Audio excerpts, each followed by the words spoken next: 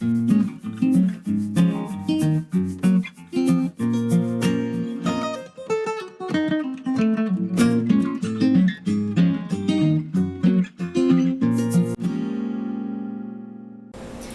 and welcome back to my kitchen. I am the Deglutenizer, and you have just stepped into the Deglutenizer's house of chicken and waffles.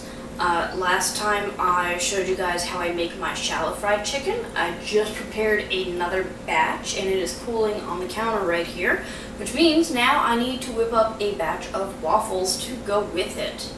Also, make sure you stick around for later in the video when I tell you guys about International Open Academy. Alright, so let's get into the recipe. The first thing you need to know about waffles is what tool are you using. If you're using an electric countertop waffle maker, go ahead and turn it on and get it preheating. I will be using this. It is a cast iron stovetop model, pretty simple. It is heavy to retain heat. It comes apart. And what I can do with this is actually heat up both halves at the same time on different burners and then put it together when I'm actually ready to make some waffles. So I'm going to get these preheating on my stovetop. So I'm going to start with my dry ingredients. So first I'm adding 3/4 cup of gluten-free all-purpose flour. Because I am using cup measures, I need to be sure to level off my measuring cups with the back of a knife. 1/2 cup of brown rice flour, 1/4 cup of coconut flour, 2 tablespoons of plain white sugar, 1/2 teaspoon of baking powder, 1 teaspoon of baking soda, 1/4 teaspoon of regular non-iodized table salt, and 1 teaspoon of xanthan gum. Whisk to combine and break up any lumps. Now I need 1 1/4 cup of buttermilk. And I'm going to read my liquid measure from the side. There we go. And I'm going to hang on to this until I see the final batter.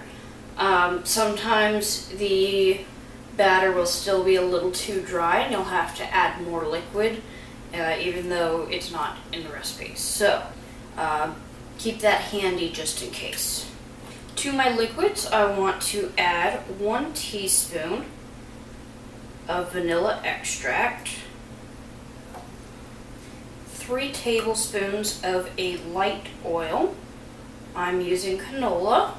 You could also use soybean, vegetable oil, or a light olive oil.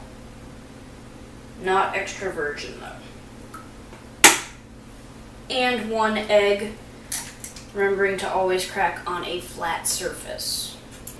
So I'm going to take my whisk, pop my egg yolk, and combine my liquid ingredients.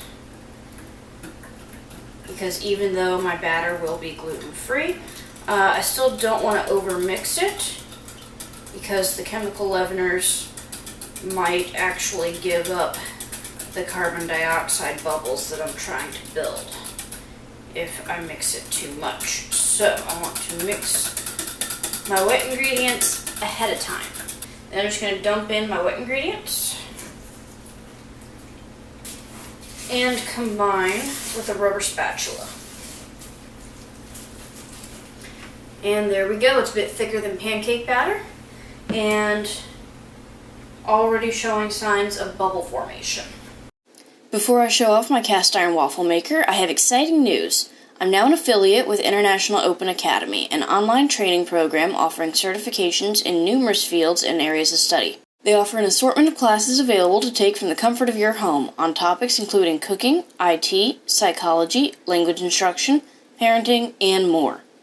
Whether you need a certification to work from home in a new field, continuing education for work, or you're interested in the content of a course for your own personal knowledge, they have something for you.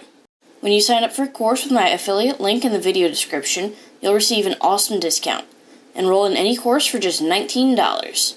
International Open Academy offers a 14-day money-back guarantee if you aren't happy with your purchase. Also, I earn a percentage commission based on my monthly sales, so by expanding your knowledge, you support continued content on my channel. Now back to making waffles. Okay, so the inherent problem with waffles is that with just one waffle iron, whether it's a stovetop model or countertop, you can only make one waffle at a time. So I've got my oven preheating to 170. I have a tray inside, and with each waffle that I finish preparing, I can put it into the oven to stay warm. Alright, there are a few key elements to making the perfect waffle. One, make sure that your waffle iron is heated up enough. That seems good to go. Secondly, you want to make sure to give a very good coating of spray. That is, again, whether you have a stovetop waffle iron or a countertop model. Finally, you want to make sure to use the appropriate amount of batter and in the right spot. So basically, if you divide your waffle iron up into thirds, you want to put it at the third a little bit closer to the hinge, because as you close your waffle iron, again, whether it's electric or stovetop, it's going to smush your batter towards the opening. Things that I'm not picky about include whether or not my batter actually fills the shape of the waffle mold.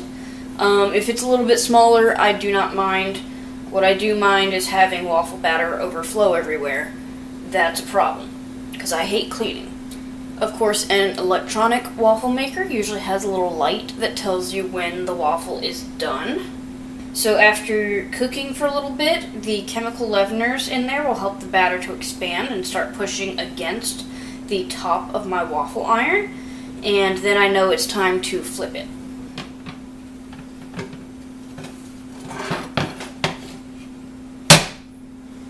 So with my stovetop waffle iron, I can actually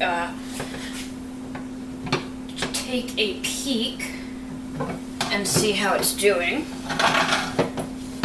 And that looks perfect. So I'm going to take a fork. And when a fork easily lifts your waffle away, your waffle is done. I only add more spray every other waffle, so because this is my second waffle, I'm not going to add more spray. I'm just going to plop it down into its spot with my 1/3 cup measure. And then I'm going to take a top piece and drop it. So with my stovetop cast iron, it only takes about 3 minutes for each waffle. So how does one enjoy a plate of chicken and waffles? Well, first of all, you have to have a tasty beverage. And I usually go with a bourbon and Coke, because my maple syrup has been aged in bourbon barrels. So I like to tie those together. Also, the bourbon adds some extra fizz to my Coke, and it keeps the top of the Coke fizzy longer for when I take pictures of my dish. I'm going to do one big waffle and 2 pieces of chicken. Again, I used thighs. Now for the accoutrement. I like to use a vinegar-heavy hot sauce and drizzle that all over both my chicken and waffle. And the same with my syrup.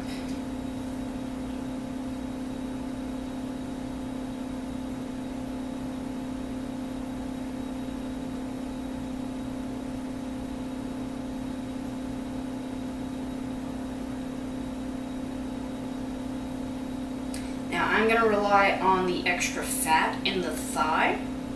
If you're using something like a breast though, then I would recommend smearing the waffle with butter before topping it.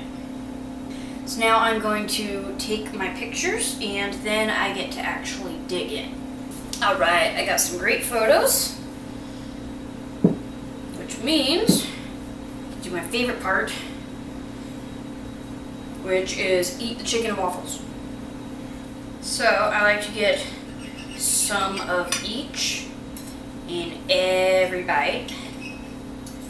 Okay, so I got some chicken, some crispy chicken skin, and a little waffle, and it's got the syrup and the hot sauce all in one bite. Mmm.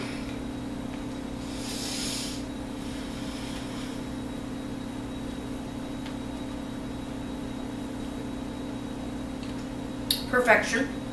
Delicious. Yeah, I actually make this live about once a month on Twitch. Hence the shirt design. By the way, you guys can support me by visiting my Threadless artist shop and purchasing one of my super cute Deglutenizer designs. But yeah, this deserves a second bite. That is perfection on a plate. You've got salty, you've got fatty, you've got sweet, soft textures, the juiciness of the meat, the crispiness of the skin. Anything you could possibly be craving is all in this one dish.